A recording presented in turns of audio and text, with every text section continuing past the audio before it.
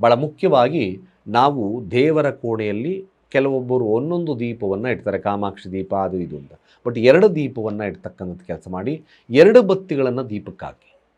ನಿಮ್ಮ ಒಂದು ಕೋಣೆ ಪೂರ್ವದಲ್ಲಿದೆ ಅಂದಾಗ ಮೊದಲ ಭಾಗದಲ್ಲಿ ನೀವು ದೇವರಿಗೆ ಎದುರಾಗಿ ಕೂತ್ಕೊಳ್ತೀರ, ಎಡಭಾಗದ ದೀಪವನ್ನು ಮೊದಲು ಹಚ್ಚಿ, ತದನಂತರ ನೀವು ನಿಮ್ಮ ಬಲಭಾಗದ ದೀಪವನ್ನು ಹಚ್ಚಿ. ಸಾಧ್ಯವಾದರೆ ಶುಭಂ ಕುರುತ್ವಂ ಕಲ್ಯಾಣಂ ಆರೋಗ್ಯಂ ಧನ ಸಂಪದಃ ಶತ್ರುಬುದ್ಧಿ ವಿನಾಶಾಯ ದೀಪರ್ಜ್ಯೋತಿರ್ನಮೋಸ್ತುತೆ ಮಂತ್ರದ ಮುಖೇಲ ದೀಪವನ್ನು ಹಚ್ಚಿ. ಶುಭತ್ವ ಜಾಸ್ತಿ ಆಗುತ್ತೆ, ಧನವೃದ್ಧಿ ಜಾಸ್ತಿ ಆಗ್ತಾ ಬರ್ತದೆ. ಅದೇ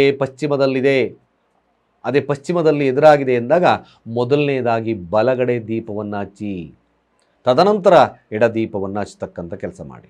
ಹಾಗೆ ಉತ್ತರದಲ್ಲಿ ನಮ್ಮ ದೇವರ ಕೋಣೆ ಇದೆ ಗುರುಗಳೇ ಅಂತಕ್ಕಂಥವರು ಮೊದಲನೇ ದೀಪವಾಗಿ ನಿಮ್ಮ ಬಲಗಡೆ ದೀಪ ಅಂದರೆ ನಿಮ್ಮ ಬಲಗಡೆಯ ದೀಪವನ್ನು ಹಚ್ಚಿ, ತದನಂತರ ಎಡ ದೀಪವನ್ನು ಹಚ್ಚತಕ್ಕಂಥ ಕೆಲಸ ಮಾಡಿ.